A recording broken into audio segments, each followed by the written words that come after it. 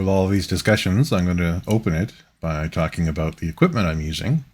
The initial breakdown for this illustration was done using my Samsung Galaxy Tab 6 Lite tablet, drawing in iBiz Paint X using the included stylus, the S Pen that comes with the tablet.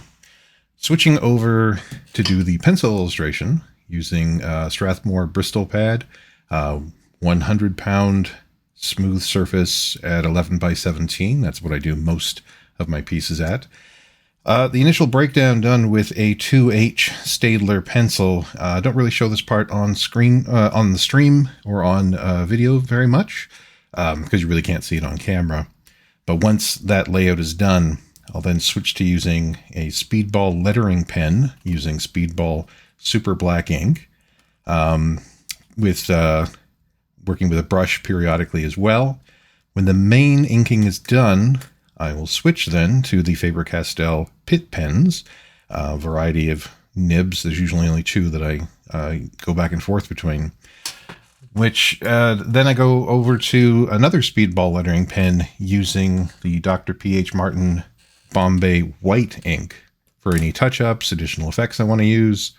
All of this, this final illustration is then scanned, typically scanned at 1200 DPI, so I can then paint it at 600 DPI in Photoshop on my PC using my Huion Kamvas Pro 2.5K, not a touch screen, unlike the Samsung tablet, using the included stylus.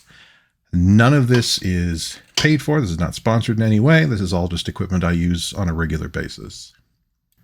So I didn't capture footage of the initial drawing on the tablet, so I'm just quickly going over some of the stages.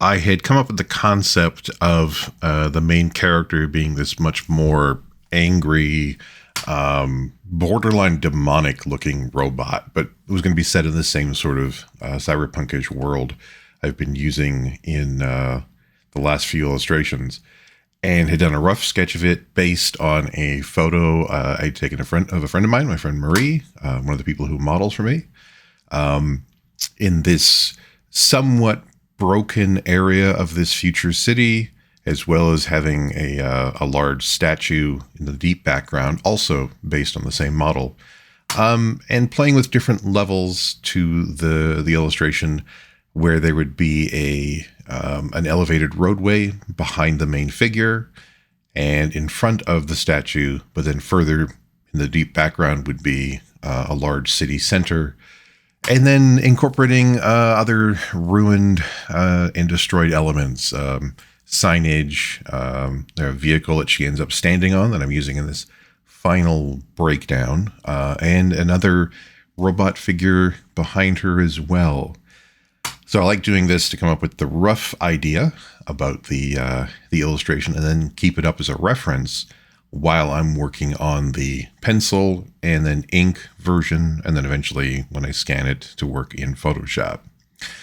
So here I've already done the pencil version on the Strathmore pad and am beginning the inking process. As I mentioned earlier, I don't tend to show the 2H pencil process because it really doesn't appear on camera very much. So I tend to go directly to inking and for one of these ink to color pieces. Now, as usual, my approach when initially coming up with the concept is I start with the main figure. I start with the main point of interest for the story that's being told. But when I go to switch to other stages, doing the inking stage, doing the coloring stage, I tend to work back to front. The composition is done front to back, start with the main character, and then work out the details of the setting that the main character is in.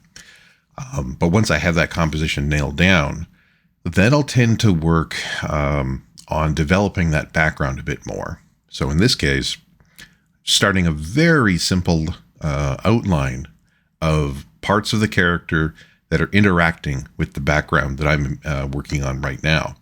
So I had done a quick outline of basically the upper left side of the main robot figure. But just enough so that I could start working on the very deep building background. Like with the previous cyberpunk pieces, I'm just freehanding all of this. I'm not using rulers for the reference. I'm just going in and drawing straight lines by hand with no additional guides, really to capture a slightly organic feel in these very abstract, what could otherwise be very cold settings.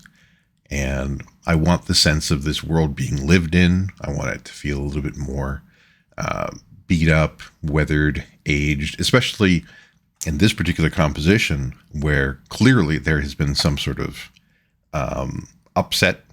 There's a lot of ruined machinery, vehicles, different things in the foreground, and I want a slight nod to that in the deep background. So continuing to not worry about perfectly straight edges and perfect, angles and such will add to that overall feel, that everything is slightly in motion as well. Again, just, outlining a bit of the main character's hand as it will interact with this building I'm drawing in the background.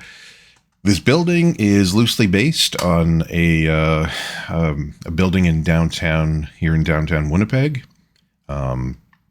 We don't really have an elevated roadway that's going to be sitting in front of it in quite the same manner, but it's always good to start with some real world elements, preferably ones that or where you took the reference shots yourself. And this is from a series of photos that I had taken myself to build up this background, this whole sense of place. Now, what I'm doing here is I'm detailing on every second row of windows, basically a pattern of lighting. And I'm doing it on every second row so that between those rows of lighting, I'll be putting in just black ink, just a flat black stripe of black ink for this nighttime scene. This is a common procedure for doing cityscapes at night. You want to make sure that when you're working on a night scene of buildings like this, that your light patterns, your patterns of the lights that are still active in a building, go horizontal rather than vertical, or just random. If I was just to have random lights throughout the building on with no particular pattern, it would end up looking a little bit like a crossword puzzle, and I want to avoid that. If you look at any major downtown at night, entire floors in buildings are lit up at the same time. It's not universal, and not all floors will be completely lit up, but they tend, for the most part, if one light is on, several other lights on that same floor will also be on. And there could be several floors where there are no lights on, so it's extremely rare for there to be just a single light active on a particular floor. It'll almost always be multiple lights in some sort of pattern. So to work with that, I basically just created this alternating black, white series of floors, and then varied within those individual floors the light pattern, so it's not completely universal. It doesn't make the building look like it's currently inhabited on every floor, but there is a sense that there's a bunch of security lights still on. Some floors are still in use, and there is a lit pattern at the top of the building, implying a logo, the design, perhaps the primary renter of that space. Didn't put in any sort of clear text. I don't want to make it obvious as to what it should be or what it's originally based on. Just giving more impressions of it being a corporate logo rather than indicating any particular one. The deep background for the sky, painted a flat black. And now continuing to outline that elevated roadway and the main character wherever she is interacting with that background. The elevated roadway mostly consisting of commercial trucks driving across it, as opposed to the last cyberpunk image I did, where it was an elevated train railway. And so I had a train going by. Continuing on with the deep background, now I'm outlining the statue that's in this deep background just on the other side of this elevated roadway. I've done quite a few pieces that incorporate giant statuary far off in the distance. Recently, actually in the very first of these illustration discussion videos, I did one where there was a statue as a centerpiece inside this giant mallplex or arcology that the character was in. But this is something I've been incorporating into my work over the past dozen or so years, and a lot of the full digital paintings I was doing, and am now incorporating that into these more traditional inked pieces and pencil pieces as well. I do like the sense of these large structures based off of people, putting in human statuary, but at this megalithic scale, at this extremely large scale. There's something slightly almost off-putting or disturbing about overly large human figures deep in the background, kind of overlooking the particular setting I'm working with. And again, I had a few photo references of this particular model that worked particularly well. And we were doing some kind of a cyber goth shoot when we had taken this particular photo. So she has these tubes and different types of things worked into her dreadfalls for her hair, and it creates a really fun pattern to play with in this big statue. The statue's very beat up. In real life, it probably wouldn't have quite this much detail. It wouldn't be creating this much of a pattern of light and shadow this far away unless it was extremely weathered and beaten up. But that works well with the concept I'm going with here. That it's a city, it's an urban area in which something has gone deeply wrong. So that just sort of adds to the effect. If I was wanting it to either make it a little bit more modern looking or a little bit more upbeat, I wouldn't be putting in quite so much texture into that background statue. Not entirely certain what scale she would be at. She's at least 10 stories tall, given this location. So that's it's a rather impressive scale, but that would still mean she's being completely dwarfed by the buildings deeper in the background. All right, so now that the upper portion of the statue is completed, and I also outlined the upper portion of that elevated roadway, working on a little bit of the middle layer on this piece, defining this second robot figure in the background behind the main one. This is also based on more photos of models that I've worked with in the past.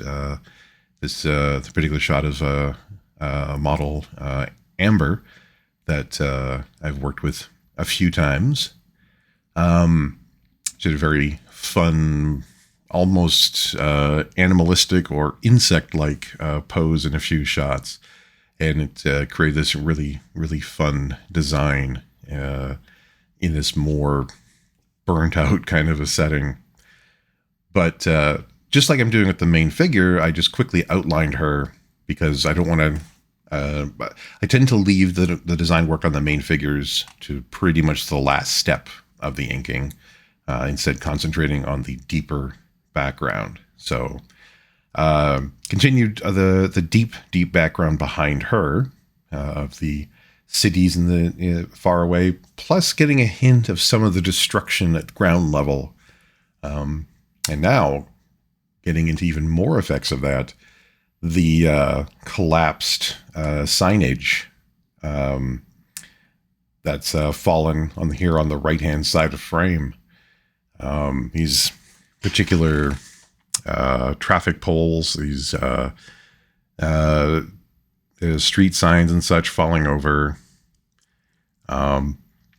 And then a little bit more outlining of the main figure. Already you can see the hair pattern on this main character, also inspired by that kind of cybergoth dreadfall hairstyle, taken to an incredibly huge degree. So her hair is actually now composed of these long wires and cables that would be traveling several feet instead of just down to her shoulders like in the original photo. So now that most of that deep background is done, putting in some more of the detail on the elevated roadway, so set further forward in space, still working with this same feel. I really like the organic quality I get with inking with these speedball lettering pens. As you've seen in previous discussion videos, when I'm working on the main characters, when I'm working on the tight details on faces and character details, I like using the Faber-Castell Pitt pens because you have a lot of control with them. And it's very, very easy to do very tight details, very precise line work. I like the almost random quality, however, I can get with working with a speedball lettering pen when working on background details. It's very easy to get an uneven line using these particular pens. Similar thing you get with brushes if you don't have them maintained very well.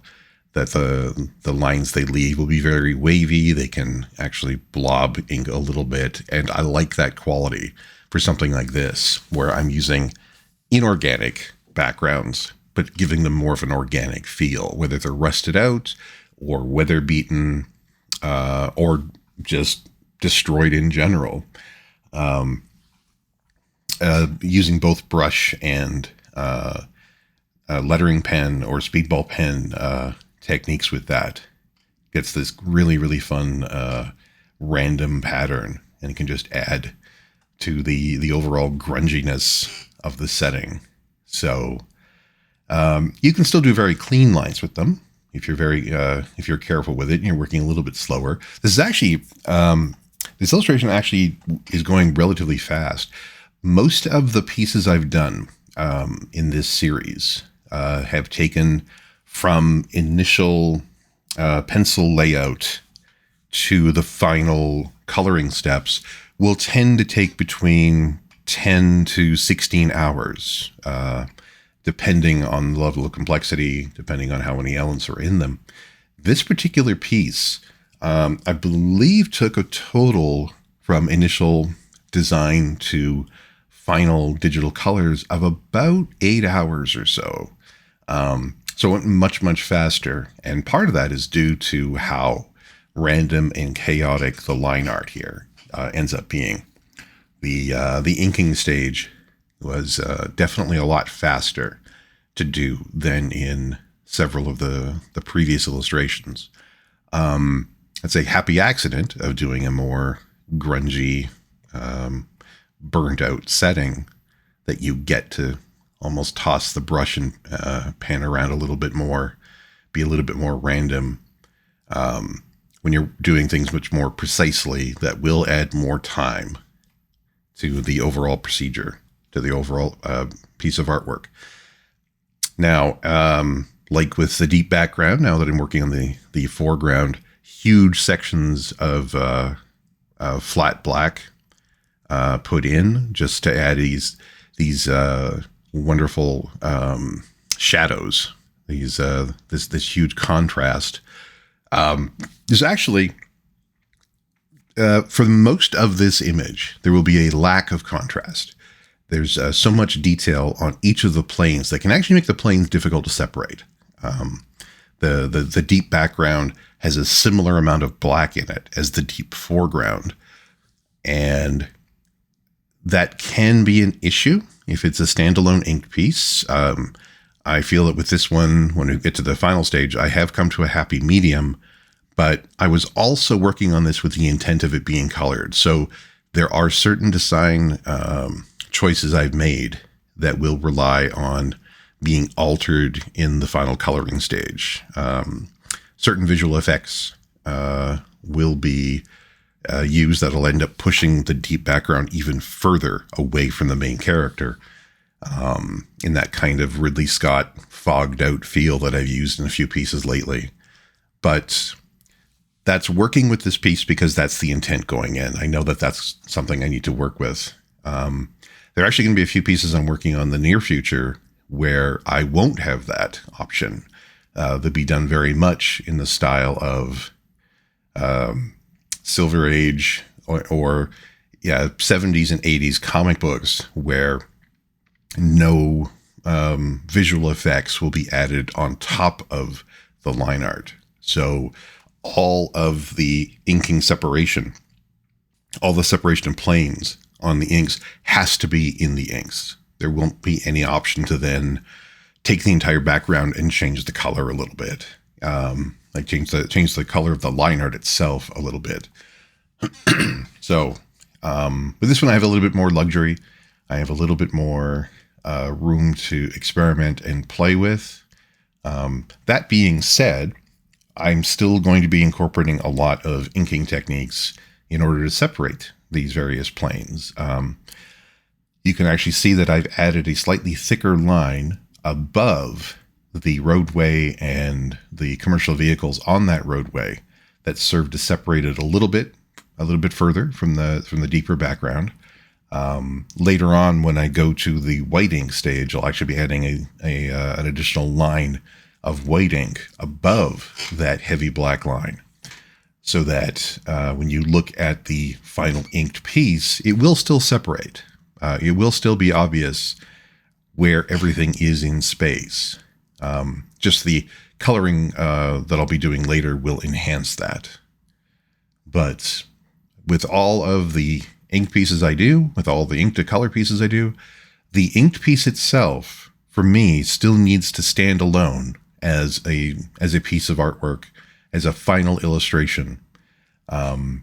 Even though the intent is to do full colors, I still want each step of this whole process to be able to stand on its own as a finished piece.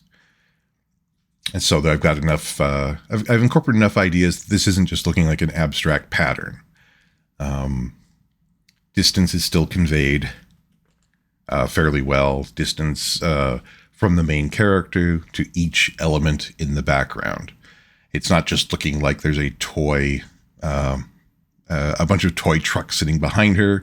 They do look like full-size trucks deeper in the background. And it isn't just a drawing of a person behind them. It actually looks like a statue, a really very large statue, very deep in the background. So I want to make sure that that all still is maintained in the final image. So now doing more work on the deep foreground. And this particular fallen street sign. There's another street sign that I've already laid out and will be inking shortly in this composition, that's going through the windshield of a car. That's the vehicle that the main character is actually partially standing on, in addition to this pipe. Her right leg standing on the pipe, her left leg standing on the car. Yeah, I'm really wanting to lean into the fact that something really bad just happened, and the main characters are probably particularly responsible for that. Adding the details of, it looks like a tire that's gone through the windshield, to the various other bits of physical damage. Yeah, this foreground vehicle, not really based on any particular design, sort of an amalgamation of various luxury vehicles, luxury SUVs and whatnot. The hint of authority, perhaps. And so these robot characters rebelling against that authority. again, with a lot of these pieces, I'm not really trying to tell the viewer what the particular story is that's going on, but that there is some sort of story that's happening. It's up to the viewer to determine what that is. I'm just throwing in some hints, but there could be many more of these robot figures that have escaped containment or something else like that and are currently destroying a lot of things. So now switching over to the aforementioned pit pens to do the tight detail on the main figures, with this secondary robot in the middle distance, fairly quick approach to working on that figure. The two robot characters are clearly related, but don't have to look exactly the same. More robots built by the same lab, or in the larger context of all the work that I do, and I think I mentioned this in the last cyberpunk video, that they're not actually robots. They're usually cyborgs. A minor difference, but it does mean that they are still technically human controlled. But putting in a lot more detail on this main figure, I clearly want her to be the primary focus. Especially later when I start doing the lighting effects, I'll even be pushing that secondary robot a little bit further into the background, just to put, again, the primary focus on this main figure and her interaction with the world. But doing a quick outline of various bits of machinery, followed by some of the pattern of light and shadow on her. Not quite as clean a pattern of light and shadow and of reflections on her as I've done on some other figures. Again, I'm still just wanting to add to this sense of something having gone wrong, a slightly more animalistic feel to these particular figures. A bit more contrast and a bit more separation in the main figures versus the background. But they still very much are part of this same world. They'll still have the same kind of gritty feel. Oh, and now putting in the tube and wiring pattern that is essentially this character's hair moving through space. I love working with long hair, whether it's on robot figures, human figures, for a very similar reason to working with, honestly, this is the biggest reason why superhero characters still have capes. It's a great way to convey a sense of drama, but mostly a sense of movement. Now, these wires and tubes coming out off of her head as hair, it's not likely that it's being affected by wind very much, but the way that it's moving through space is much more implying a sense of movement of the character, that she's spinning around and reacting to something either at the same spot as the viewer or just behind to the right of the viewer. And yeah, that long hair and any sort of visual bits like that. The necklace she's wearing that looks like it's composed of a bunch of badges or medals or something is also angled in space as though she's moving. That kind of thing can add a really nice sense of drama and dynamism into an illustration. So if you're working with a character that has long hair, it's a great aid in setting mood and the implications of story in your illustrations.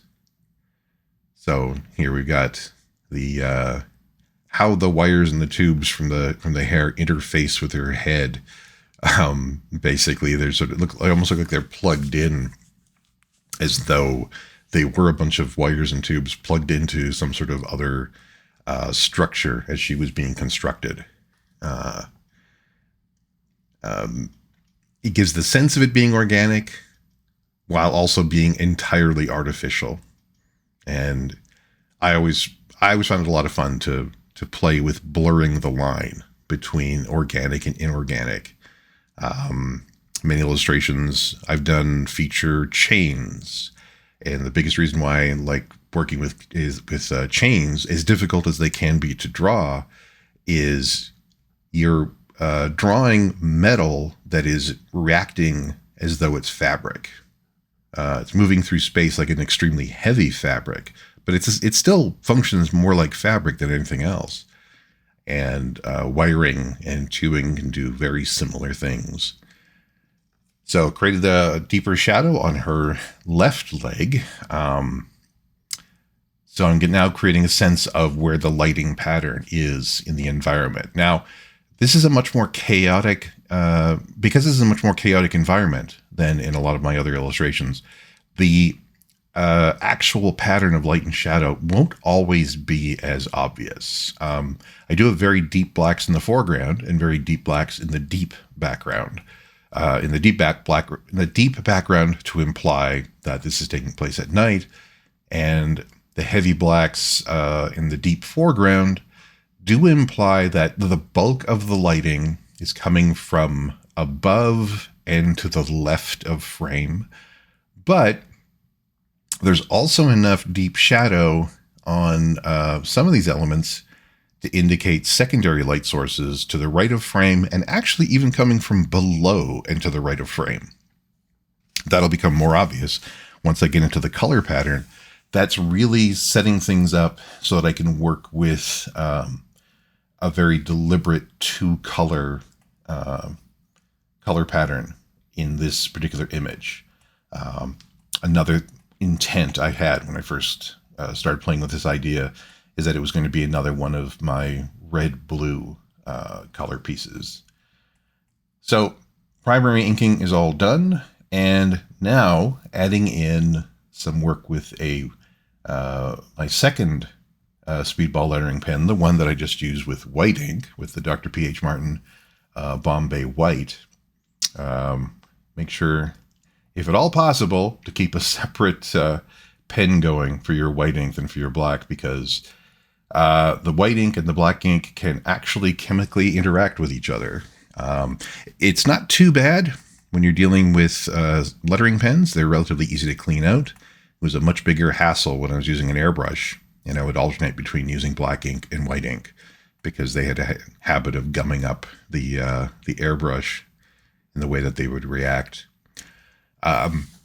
Earlier I mentioned using a horizontal lighting pattern on skyscrapers. I was adding to that effect with the white ink, just adding a touch more of these horizontal white lines along some of the floors in that building. And then finally signing the piece in white ink. I put in so much heavy deep blacks, I do tend to sign most of my ink pieces in white ink. And here we have the finished ink piece, which I feel that I've gotten everything to separate well enough that it does stand alone as a separate image and sits in one of my portfolio cases with all of my other inked pieces. So this has been scanned into Photoshop. I scanned it initially at 1200 DPI at full size, so 11 inches by 17 inches, but then reduced it to 600 DPI to do the actual painting. The key thing here is it has to be at least 300 DPI if you're wanting it for print. And I like making the resolution much higher than that, because then it gives me more options with regard to printing later. I could actually blow this up. But I am painting it at 600 DPI, and it's still at 11 by 17. Using the masking tool, using the quick mask tool, I'm selecting the deep background because I want to have, basically I want to have all the inking on several different layers in Photoshop to be able to put various lighting effects over various background layers to make it, to make those various elements, these various layers, the various planes, sorry, that's the proper term for it, separate better from each other by using this, by using these lighting effects. So going in and manually selecting the entire deep background, so the sky, the buildings, and that big statue, plus a little bit of other elements that be in that on that particular plane. Copy that, throw that onto a separate channel, and delete it from the original line art channel. This is so I can more easily create actual Photoshop layers. So right now you can see that deep background layer is on a red channel. Doing the same thing again for the middle ground layer. There are actually going to be 4 layers of inks, I believe, in total in this particular illustration. So the very deep background, then the elevated roadway will be its own separate layer. And when I go to paint these various elements, the layers that I'm painting on will also be separated. When I paint the deep background, the background painting layer is just the background layer. In front of that will be the background line art. In front of that will be the painting layer for this elevated roadway. And then in front of that will be the line art for that elevated roadway. And so on and so on. So here I'm creating a separate layer for this layer is some of the stuff that's almost immediately behind the main character, including the secondary character. So that will also have its own painting layer behind it. And so it's been separated into its own channel. And now I'm assembling these various layers. So the line art layer that's furthest in the background should be right here. The layer itself is set to multiply.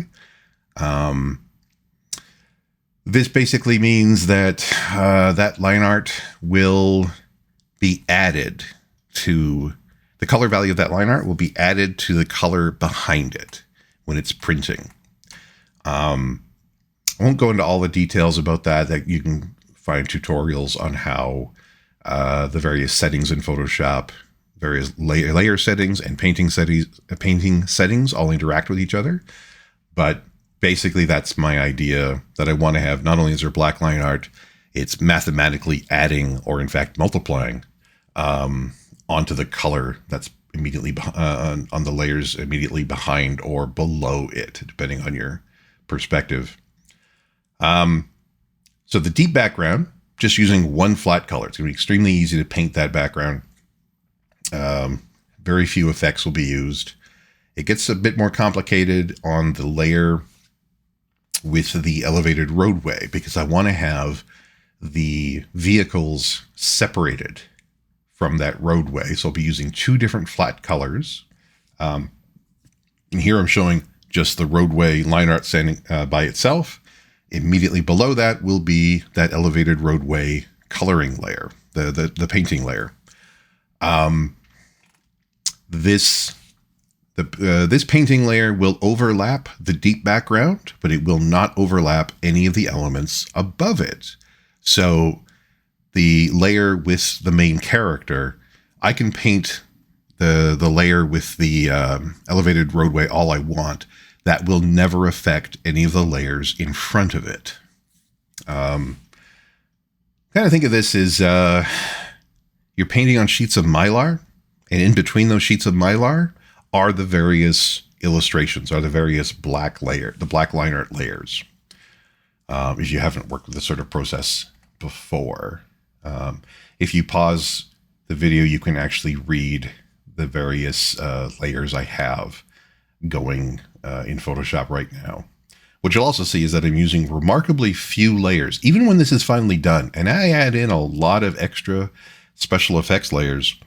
It's still going to be a relatively small number of layers compared to what a lot of digital artists do. That just comes from my background working in comics at a much earlier time. I've talked about starting working as a digital artist at the place called Digital Chameleon here in Winnipeg, where I started back in 1997, where computer technology was not the same as it is today. You had to be a lot more careful of how large files were when you were painting them, and how many files you could and how many layers you could actually work with. Photoshop at that time maxed out at 100 layers.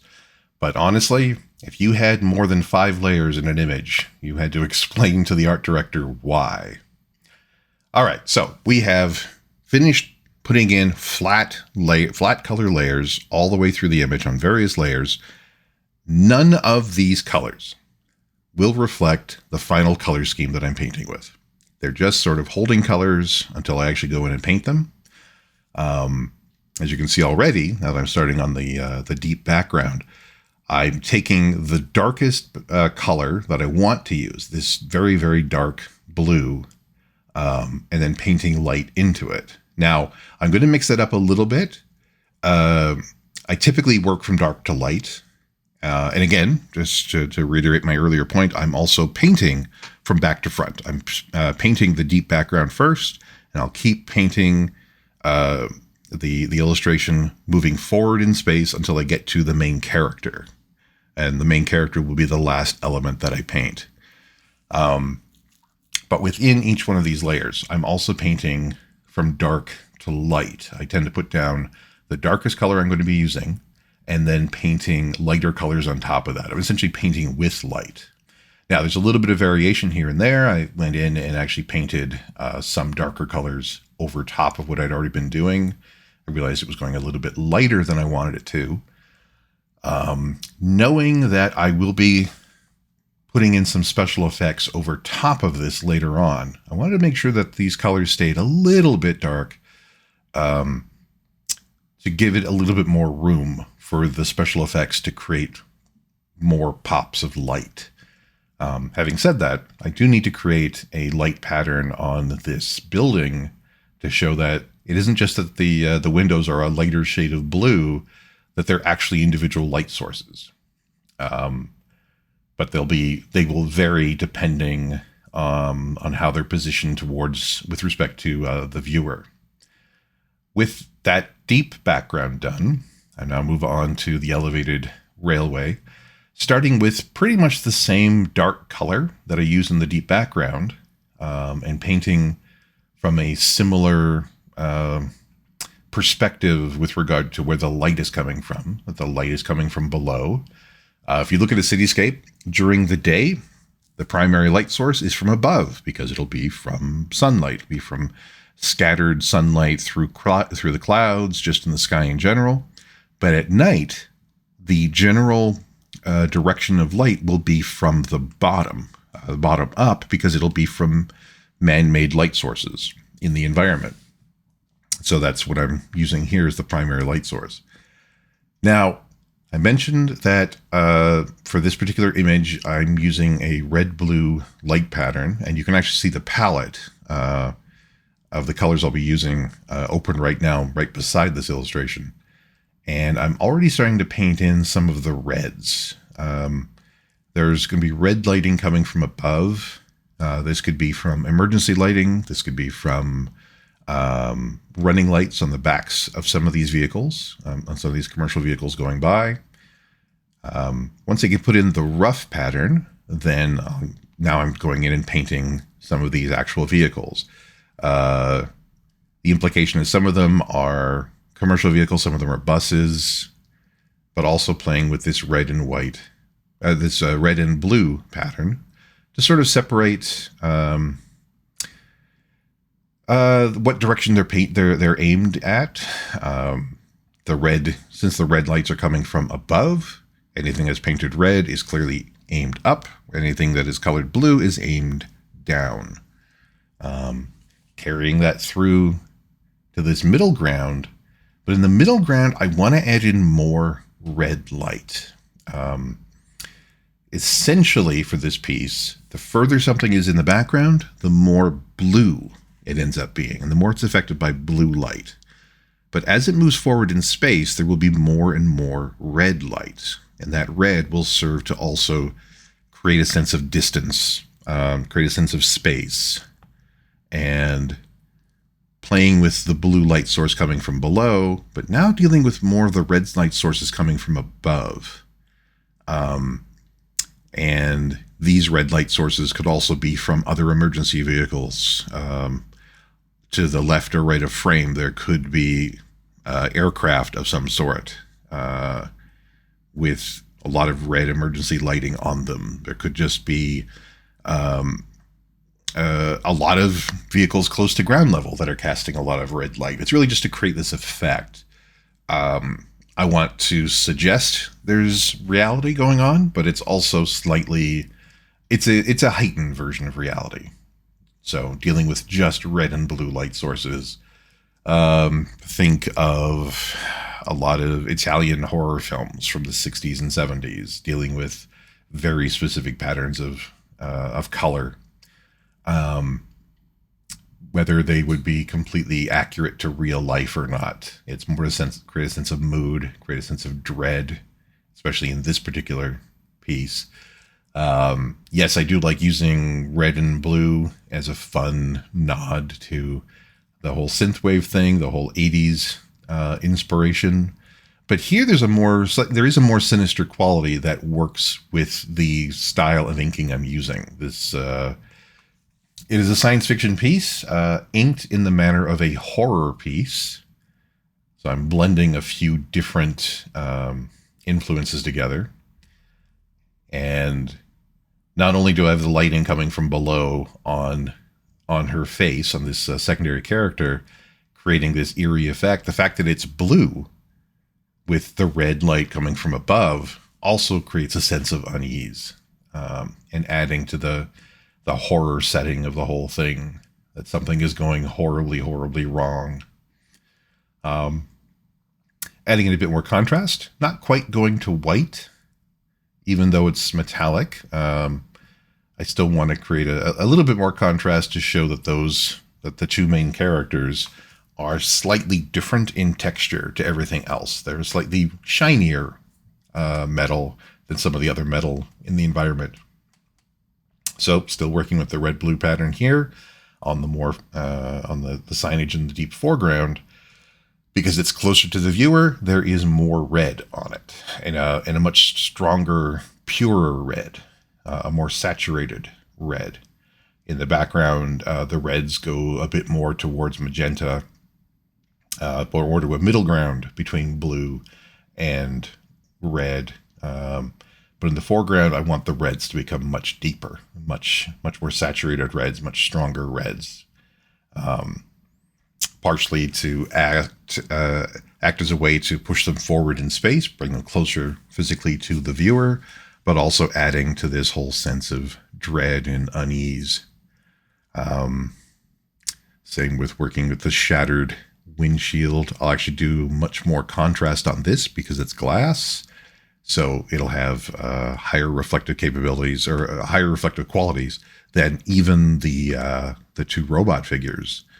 Now there isn't a huge amount of glass, so it's not really going to overwhelm the image. It won't suddenly start becoming about just the shattered glass.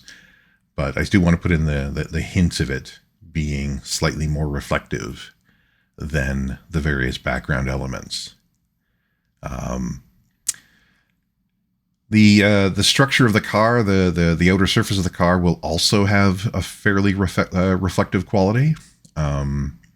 Presumably, whatever events have been going on have lessened that, have made it a bit more of a matte surface, just it being more cracked and pitted and covered in grime and whatnot. But it'll still have a bit more of a reflective feel than, say, the signpost that's gone through the windshield. So I want it to go to white a little bit more, be a little bit more reflective. And now we're dealing with some of the light coming up from below. And because it's coming up from below, I'm having it be a different color. It's going to more to blue than the overhead red lights. All this serving to add to the story, serving to separate elements in space. The method I'm painting, for the most part, the method I'm using here is using a combination of the lasso tool and the gradient tool. The lasso tool is currently set to anti-alias is turned off. And I'm using a circular gradient tool. I have anti-alias turned off for a really, really sharp edge, because I'm dealing with such a high resolution image, because I'm painting at 600 DPI. So the fact that it's super a super sharp edge on all those selections works really well at this high resolution. If I was working at a much lower resolution, I'd want anti-alias turned on so that it creates a slightly softer edge to the line or to the selections. But here I can go ahead and make them super sharp. And yeah, now working on the main figure. So a lot of very deep reds are going to be painted into her at first. But then I want to have the secondary blues coming up from below in a similar pattern to the elements behind her. But it has to be a little bit different just to further push this figure forward in space. Which pretty much lines up with the line art that I've already done. I created enough of a sense of the pattern of light and dark, the pattern of where the lighting is coming from in that line art. But this is just going to be enhancing that. There's no indication in the line art as to what color things would be. That's entirely taken care of at this stage. But I want to make sure that I'm not fighting the line art with the color, the lighting matches the lighting pattern established in that line art. I have seen in some comics periodically where colorists will change up the light source despite the line art. It'll actually end up looking more like there's a pattern of scars on a figure where those lines are actually supposed to indicate where lighting is coming from, and it always has a very weird effect, and not in a good way. So, very much when I composed the original idea for this piece and I was doing the inking, I had a very solid idea of where the lighting was supposed to be coming from, and knowing that when I went to color it, the coloring would match that. So, continuing the red coming from below. But there are parts on the figure that I want to leave that are not being affected by the red light, to help create a sense of mass, that part of the figure is blocking that red light, and that's where I'll be shining the blue light from below. So it will end up coming up on the face, but probably most strongly on the legs, because that'll be closest to that blue light source. So like here, I'm actually starting to select and use the gradient tool to cast this blue light up into the figure. So now we're getting more of a three-dimensional feel. I'm using the two different colors of light to really create a sense of three-dimensionality in this figure. Again, working with the line art that I already created, not having the two types of illustrations fight with each other. It all has to complement each other to help tell the story that's happening. Once again, I don't know what the precise story is. It's not up to me to answer that. It's up to me to set it up so the viewer can ask themselves, what is the story being told here? I want to make sure that I'm creating, that there is a story happening, but I don't need to answer everything. I tend to prefer not working with just pin-up figures that are just standing there with the intent of being a pin-up figure. I tend to prefer to add a little bit more story going on, that there's a reason why they're in this environment. There's a reason why they're doing whatever it is they're doing. But beyond that, I want the viewer to figure out. There is a reason why this character is standing on this car. What that reason specifically is, however, I don't need to answer. At least not in this illustration. There are certainly times that that's what you want to do. When I'm working on a full story, such as the adaptation I did of Medea that you can access off of my website, then the storytelling has to be even clearer, because then I'm actually telling a story, and it has to work with the dialogue, and it has to work. Each panel has to keep pushing the story forward to a final result. This, however, just being a standalone piece, has to imply story. Now, the primary painting is completed. Now I'm starting to add in these special effects. And so the first one is adding this blue light over the entire deep background. So this is affecting the line art and the painting layer on that deep, deep background. And it affects it all simultaneously. So effectively, there's one layer that's being painted. Above that is a layer of ink. And then above that is the special effects layer I just laid down. And I'm going to be doing that all the way through this piece. So I'm adding another layer right now that's above the overhead roadway. So that'll affect the roadway line art, the roadway painting, and all of the additional layers behind that. Carrying even further to this middle ground layer where the secondary figure is, a little bit more of a purple light. You'll notice that even these special effects layers move forward as they move forward in space, they change color. Until finally, I'm casting a red light over the entire image. This red special effects layer to add to the notion that there is a red light in the foreground. It does affect everything behind it, but it actually affects the foreground layers the most because they had no additional effects on them. Because I've got a blue light coming up from below, I'm also adding in a bit of a blue glow, a bit of a blue special effects layer coming up from below. Now we have more lighting effects in the deep background, specifically lights on that building. I want to give it a bit more of an actual lighting effect and not just being a pattern of lighter color versus darker color. I also want it to feel like, no, these are actual light sources way off in the distance. There are light sources on the other side of that roadway. So I want to add a few of those on separate layers as well, on additional special effects layers.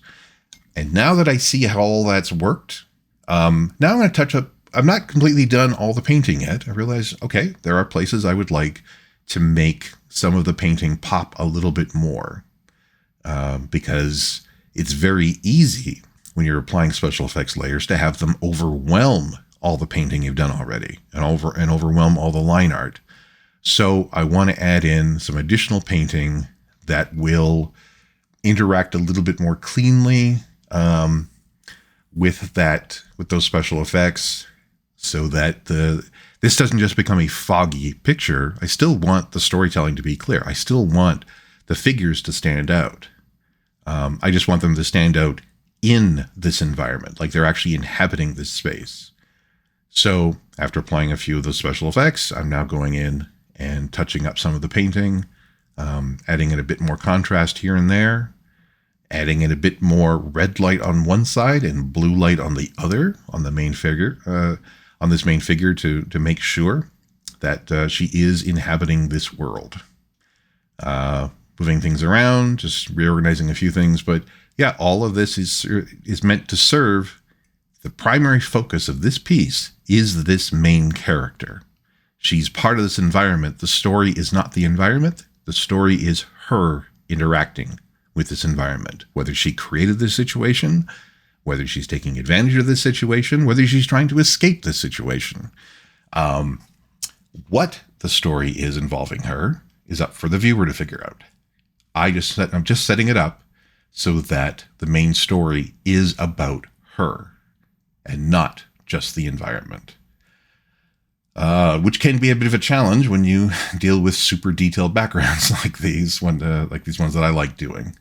But this is the challenge I tend to set for myself.